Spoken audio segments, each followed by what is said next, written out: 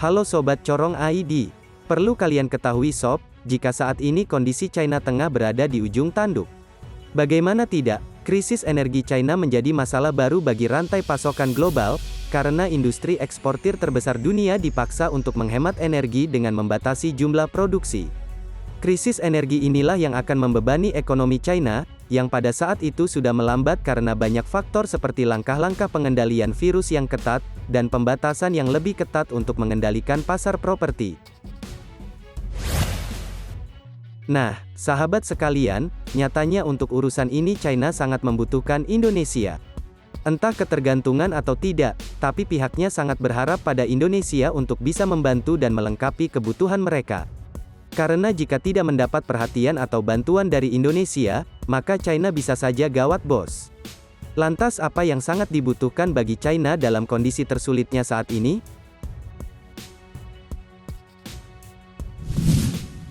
Sahabat sekalian, untuk hal ini, kebutuhan yang sangat diharapkan China adalah batu bara. Ya benar sekali sob, bahkan saking butuhnya, China berencana akan meningkatkan jumlah batu bara yang akan didatangkan dari Indonesia. Bukan admin yang bilang ya, karena pernyataan ini terlansir dalam laman resmi Global Times. Di mana Gubernur Provinsi Jilin Hanjun di China berseru agar impor batu bara ditingkatkan, entah untuk impor batu bara dari Rusia, Mongolia, maupun Indonesia. Seperti yang admin katakan sebelumnya, jika China tengah dilanda krisis energi di mana krisis ini disebabkan karena raksasa energi China kehabisan stok batu bara.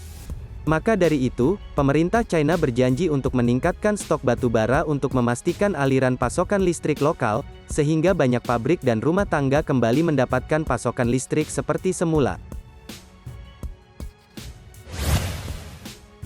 Sahabat sekalian, seperti yang kita ketahui bersama, jika China merupakan negara yang mengonsumsi batu bara dalam jumlah yang sangat banyak, ya jadi jangan kaget, jika tiba-tiba saja negara tersebut mengalami krisis energi seperti sekarang ini.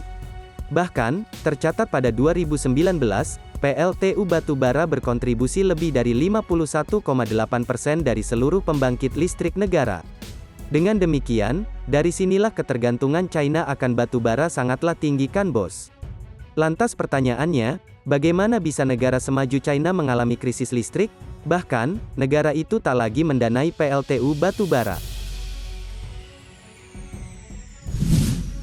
Singkatnya saja, siklus ini bisa terjadi karena kombinasi yang sempurna akibat kekurangan pasokan batu bara, pengurangan emisi karbon di mana standar emisi gas rumah kaca diperketat, dan meningkatnya permintaan listrik yang besar dari industri. Perlu diketahui, produksi listrik China meningkat sebesar 616 terawatt-hours 13% selama Januari sampai Agustus tahun 2021 dibandingkan dengan periode yang sama tahun lalu. Meningkatnya produksi PLTU ini tentu saja berdampak pada peningkatan permintaan batu bara.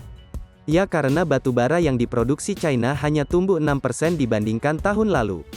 Akibatnya, stok batu bara semakin menipis dan mendorong peningkatan harga. Ditambah pula adanya sengketa dagang dengan Australia, yang membuat pasokan batu bara juga terbatas.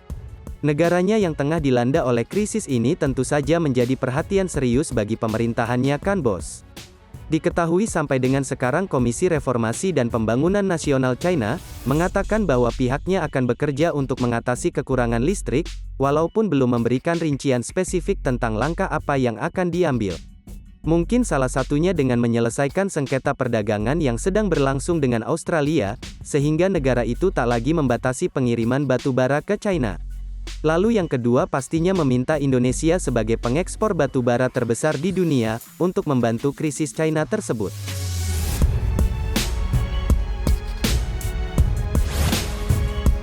Kalau menurutmu bagaimana nih sob, terkait dengan peran besar Indonesia dalam menunjang kondisi China yang lebih baik lagi, termasuk redanya krisis listrik di China? Di satu sisi Natuna saja terus diusik ya, tapi, kok malah minta bantuan? Nah, silahkan tulis komentarmu di kolom komentar, dan sekian dari admin, terima kasih.